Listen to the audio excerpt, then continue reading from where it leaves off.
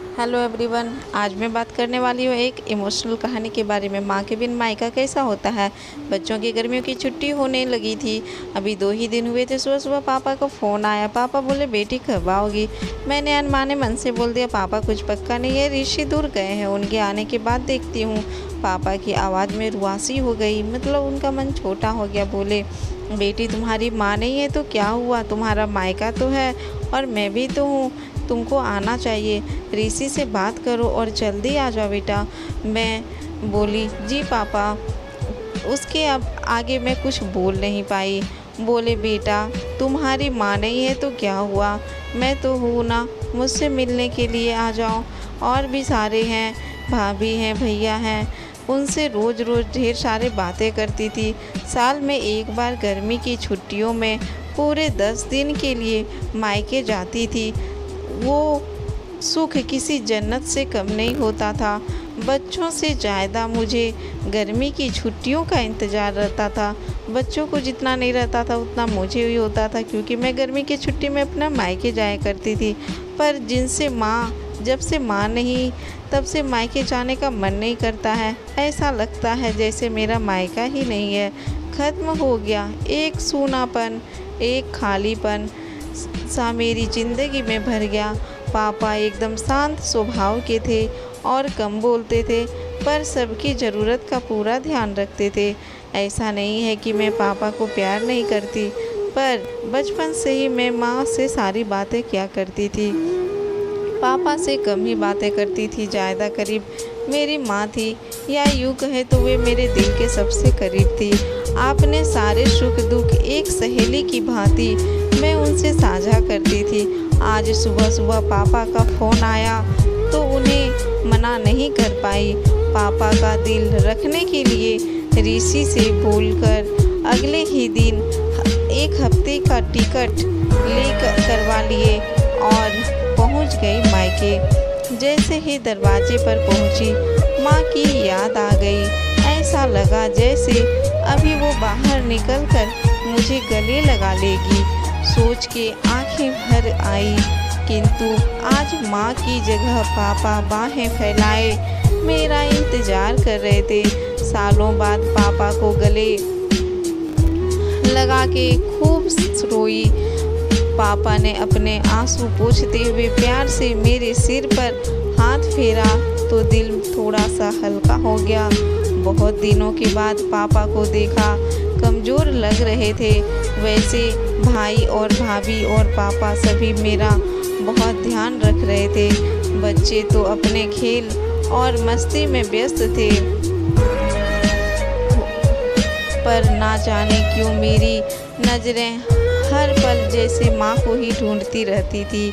आज भी पापा पहले की तरह रोज़ खाने के बाद मेरी पसंद लाना नहीं भूलते थे। भाई भी बच्चों की कमी कभी पार्क, कभी चिड़ियाघर, कभी बाज़ार घुमाने ले जाया करता था। भाभी भी रोज़ मुझसे पूछकर मेरी पसंद का खाना बनाती थी। सब कुछ पहले की तरह ही था, बस माँ नहीं थी। इस बार मायके में मेरा दिल नहीं लग रहा था। सब कुछ होते हुए भी माँ की कमी मुझे बहुत ही खल रही थी। ऋषि को कॉल करके मैंने 2 दिन बाद की टिकट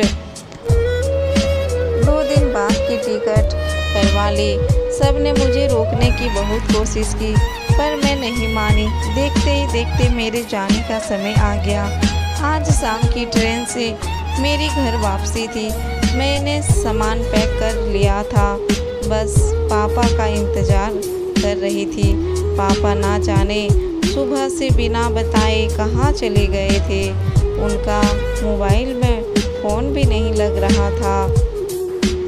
सबको बहुत चिंता हो रही थी, ना जाने पापा कहाँ चले गए।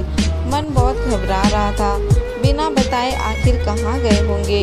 इधर मेरी ट्रेन का भी समय होता जा रहा था। समझ नहीं आ रहा था कि क्या करे। तभी पापा का एक कॉल आया। बोले गुड़िया तुम लोग स्टेशन पहुंच जाओ, मैं सीधे वहीं पर पहुंच रहा हूं। हम लोग स्टेशन पहुंच गए। ट्रेन सही टाइम पर हमें मिल गई। सब समय पर सब कुछ सामान। ट्रेन भी समय पर थी। पापा स्टेशन पर हमारा इंतज़ार कर रहे थे। उनके हाथ में एक बॉक्स था। उन्होंने मुझे देते हुए गले लगाया और बोले, इसे लेने गया था, इसीलिए देर हो गई। बोले, इसे मैं लेने गया था इसीलिए देर हो गई, संभाल के रखो। मैंने आश्चर्यचकित होते हुए पूछा, इसमें क्या है? पापा की आंखें भर आई, आंसू पोंछते हुए, तुम्हारी माँ का प्यार। बोले, पापा बोले, इसमें तुम्हारी माँ का प्यार है। कुछ समझ पाती कि तभी ट्रेन आ गई।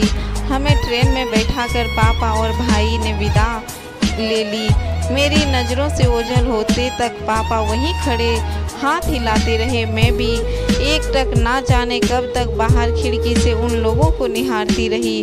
तभी बेटे ने आवाज़ दी और मेरे हाथों में एक चिट्ठी थमाते हुए कहा, मम्मी, नाना जी ने ये आपके लिए दिया है।